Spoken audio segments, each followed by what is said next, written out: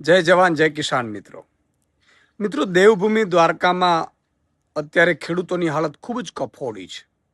વરસાદ થયો નથી. સરકારે હજુ દુષ્કાળગ્રસ્ત જાહેર કરવો જોઈએ, કર્યું નથી. બિયારણ કેટલું મોંઘું બિયારણ લઈને ખેડૂતોએ બિયારણ પણ લગભગ બરબાદ થઈ ગયું છે. અને થોડું ઘણું પણ 25% જે પાક ઊભો છે એમાં સૌની યોજનાનું પાણી છોડવા માટેની પણ માંગ થઈ. સ્થાનિક નેતાઓએ પણ કરી અને પાણી એક દિવસ માટે છોડ્યું પણ ખરું વધામણા માટે, પરંતુ પાછળથી ભાજપ સરકારે પાણી બંધ કરી દીધું. તમને શરમ નથી આવતી ખેડૂતોની મજાક કરતા? તમે વાગ્યા ઉપર મીઠું ભભરાવાનું કામ કરો છો.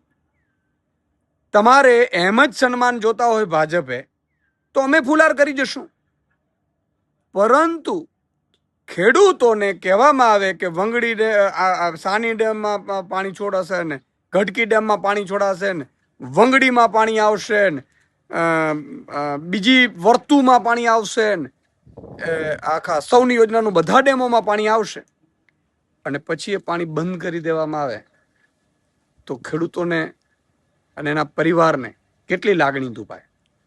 કદાચ સ્થાનિક નેતાઓ ઉપર નહીં પણ કહી શકતા હોય તો હું કહેવા માંગુ છું મુખ્યમંત્રીશ્રીને, સિંચાઈ મંત્રીશ્રીને, તમને ત્યાં એટલા માટે નથી બેસાડ્યા કે અમારી મજાક કરો. તમે એક દિવસ માટે પાણી છોડો ને એક દિવસ માટે બંધ કરી દો.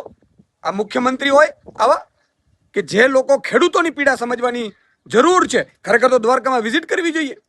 કૃષિ મંત્રીએ કે મુખ્યમંત્રીએ, સિંચાઈ મંત્રીઓએ દ્વારકાની પરિસ્થિતિ જાણવી જોઈએ. તમામ અધિકારીઓને સૂચના આપવી જોઈએ. દેવા માફી ત્યાં કરવી જોઈએ. દ્વારકા જિલ્લામાં પાક વીમો તો છે નહીં.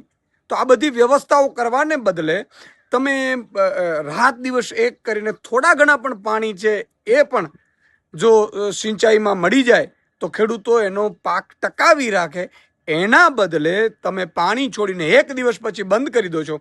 આવી મજાક મેં ક્યાંય જોઈ નથી. આ ભાજપ સરકારની મજાક. આ ખેડૂતો 54 લાખ ખેડૂતો, એના સંતાનો હવે કોઈ પણ જ્ઞાતિ જાતિ ધર્મમાં પડ્યા વગર, કોઈ પણ એના લીડરમાં પડ્યા વગર ભાજપ વિરુદ્ધ મતદાન કરીને જવાબ આપશે. એટલે હું કહું છું કે તાત્કાલિક ધોરણે મુખ્યમંત્રીશ્રીએ ફરીથી સૌની યોજનાનું પાણી છોડવું જોઈએ અને દ્વારકા જિલ્લાને દુષ્કાળગ્રસ્ત જાહેર કરીને ખેડૂતોને મદદ કરો, ઘાસચારાની વ્યવસ્થા કરો. તુરંત કરવામાં આવે એવી માંગ કરું છું.